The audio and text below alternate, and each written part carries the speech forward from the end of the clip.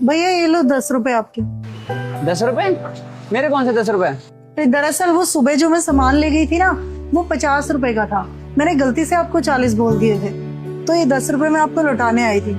मैं शाम को भी आई थी पर आपकी दुकान बंद थी भैया। हाँ, कल वो मेरी माँ की तबीयत खराब थी इसलिए जल्दी चला गया मैं। 10 रुपए तो थे, आप अगली बार जब सामान लेने आते तब उसमें कटवा देते हैं। अरे नहीं नहीं भैया, मेरी माँ ने हमेशा मुझे यही सिखाया है कि कभी किसी की मेहनत के पैसे नहीं रखने चाहिए।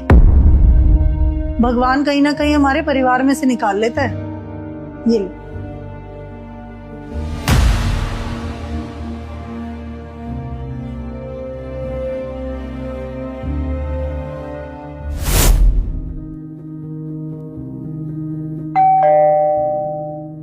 अरे साहिल तू। भैया नमस्ते। क्या हुआ साहिल, दुकान का सामान टाइम पे नहीं पहुंचा क्या? भैया दुकान का माल तो टाइम पे पहुंच गया था, बल्कि आपने इस बार 300 का सामान ज्यादा दे दिया था, तो मैं वही 300 रुपए देने आया था। अरे भाई 300 रुपए तो थे, हम आगे पीछे इसका हिसाब किताब कर लेते। अरे नहीं साहब, मैं चाहता तो ये 300 रुपए रख भी लेता, आपको पता भी नहीं चलता, लेकिन ऊपर वाले को तो सब पता होता है ना, और ऊपर वाले की लाठी में आवाज नहीं होती। ये 300 रुपए क्या पता मेरे परिवार को कहाँ दुख दे जाए। आखिरकार हम कमाते तो अपने परिवार के लिए ही है ना।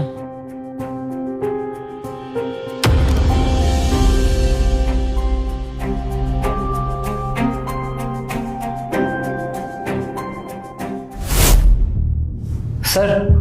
हाँ जी, आप कौन? आप मुझे नहीं जानते, लेकिन आपकी कंपनी से मेरे पास माल आता है। हर महीने 3 लाख का सामान आता है, जिसमें से मैं 2,75,000 पे करता हूँ और 25,000 मैं खुद रख लेता हूँ। ये आपके 10 महीने के पैसे, 2,50,000 रुपए।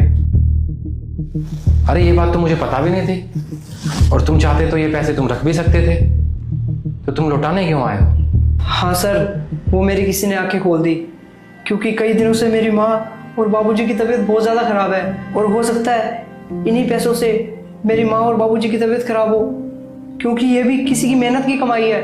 इन पैसों के बारे में आपको तो नहीं पता, लेकिन ऊपर वाले को तो पता है, उसकी लाठी में आवाज़ नहीं होती। शायद तुम ठीक ही कह रहे हो।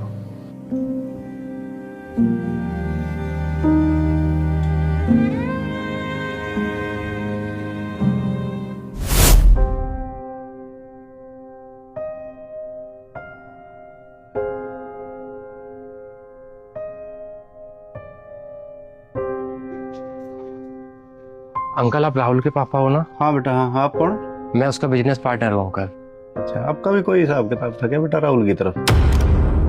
अभी मेरे पास तो कुछ बचा नहीं बेटा, मैंने उसका पूरा कर्जा उतार दिया।